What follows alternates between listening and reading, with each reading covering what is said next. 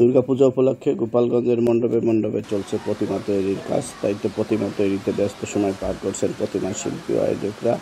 আর এরই মধ্যে শিল্পীদের নিপুণ হাতের ছোঁয়ায় পূর্ণতা পাচ্ছে দৃষ্টিনন্দন এসব প্রতিমা। অনেক মণ্ডপে প্রতিমা তৈরির কাজ শেষ হলেও অপেক্ষায় রয়েছে রঙের জন্য। পরিবর্তিত পরিস্থিতিতে এবছর হিন্দু সম্প্রদায়ের মানুষ সীমিত পরিসরে পূজার প্রস্তুতি নেওয়ার কথা ভাবছে। আগামী 2 অক্টোবর মহালয়ার মধ্য দিয়ে শুরু হবে হিন্দু সম্প্রদায়ের মানুষের দুর্গা উৎসবের আনুষ্ঠানিকতা। আর 9 অক্টোবর ষষ্ঠী পূজার মাধ্যমে পূজা শুরু।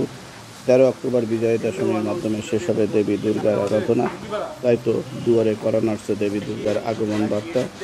মহালয়ার ভোরে চণ্ডীপাঠ শোনার অপেক্ষায় ভক্তরা। প্রতি বছর দুর্গাপূজা উপলক্ষে জেলার সাজ বিরাজ করলেও এবছর তার চিত্র অনেকটা ভিন্ন। দেশের বর্তমান পরিস্থিতিতে পুজোর প্রস্তুতি গ্রহণ করতে দেরি হয়। প্রতিমা শিল্পীদের মূর্তি তৈরিতে বেগ পেতে হচ্ছে। হাতে সময় কম থাকায় দিনরাত কাজ করে চলছেন তারা।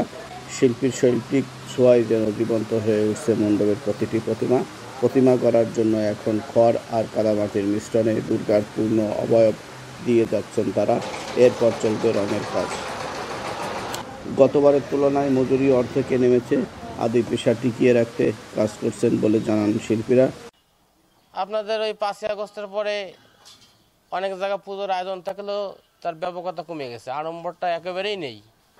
আর আমাদের মনে করেন যে কাজের যেটা স্পৃহা, যেমন পার্টিরও নষ্ট হয়ে গেছে তেমন আমাদেরও নষ্ট হয়ে গেছে। কাজ করে রুটি রোজগার করে খাইতে হয়, তাই কাজ করতে হয়। এখন বছরের যে পরিবেশ সেটা একটু ভিন্ন রকমের হয়েছে, যে কারণে দেশের যে পরিবেশ চলতেছে সেই কারণে আমরা সেভাবে কাজ করতে পারতেছি না।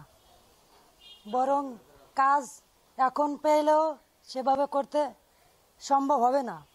বছর যে কাজ করেছি সেই সমস্ত কাজ এবারও করতেছি, কিন্তু সেই সমস্ত আমাদের কমিটির কোনো লোকের আনন্দ নেই, মনে উৎসব নেই। আমরাও কাজ করি, এই কাজ সারা বছর করি, কিন্তু আমাদের মনে কোনো আনন্দ উৎসব নেই। শুধু কাজ করে যাচ্ছি, কিন্তু টাকা কম, কাজ বেশি হলেও টাকা কম। এবার সাম্প্রদায়িক সম্প্রীতির এই জেলায় সব ধর্ম বর্ণের মানুষের সহযোগিতায় এবছর অনাড়ম্বরভাবে দুর্গা উৎসব পালন করা হবে বলে জানালেন আয়োজকরা।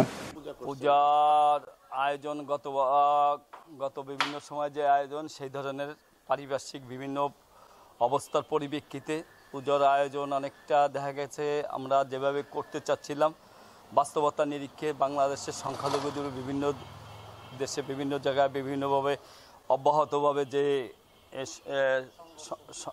সংঘর্ষ, লুটতরাজ যেগুলোর হচ্ছে, সেইগুলোর প্রতিবাদে আমরা দেখা গেছে যে যেটা না করলে নয় সেইভাবে আমরা এবার পুজো উদযাপন করার চিন্তা ভাবনা নিচ্ছি। তারপরেও দেখা গেছে যতটুক না করলে নয় ততটুক সেটা যে ধরনের টার্গেট নেওয়া হয়েছিল কিন্তু এই বাস্তবতার নিরীক্ষে অনেকটা সেই ক্ষেত্রে কাটছাট করে অনেকটা কমাই আনা হচ্ছে।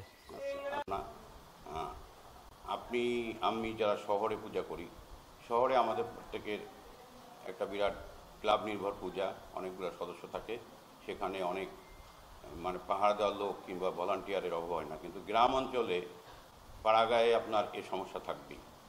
সুতরাং আমার মনে হয় যে অপ্রিয় হলে কতটা সত্যি যে বিগত বছরের ন্যায় যতগুলো পূজা সারা বাংলাদেশে হয়েছে, বিশেষ করে গোপালগঞ্জ জেলায়, আমার মনে হচ্ছে তার অনেক পূজাই এবছর অনুষ্ঠিত হবে না। আমি যতদূর ব্যক্তিগতভাবে খবর নিচ্ছি বিভিন্ন সোর্স থেকে, পূজার সংখ্যা গতবার থেকে অনেক কমে যাবে। গত বছর জেলার 5 উপজেলায় 1243টি মণ্ডপে দুর্গাপূজা অনুষ্ঠিত হলেও এবছর কতটি মণ্ডপে পূজা অনুষ্ঠিত হবে তা এখনও নির্ণয় করা সম্ভব হয়নি। দেবীর আগমনকে কেন্দ্র করে কয়েকদিন পরেই ঢাকের বাদ্য আর উলুধ্বনিতে মুখরিত হবে পাড়া মহল্লা। এবার দেবী দোলায় চড়ে আসবেন আর কৈলাসে ফিরে যাবেন গজে করে।